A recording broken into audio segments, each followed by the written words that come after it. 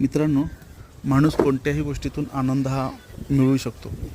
आता हेच पहा ना, ही छोटीशी फुलझाडं दिसत आहेत. ज्या वेळेला मी घर बांधलं तर घराच्या अवतीभोवती जागा नव्हती आणि जागा नसल्यामुळे झाडं कुठे लावायची असा प्रश्न जेव्हा पडला त्यावेळेला घराच्या टेरेसवरती मी अनेक कुंड्यांमधून अनेक फुलांची फळांची झाडं लावली आणि ही झाडं आता फुलझाडं ही आणि फळझाडं एवढी सुंदर बहरलेली आहेत की ते पाहून एक प्रकारचा आनंद मिळतो.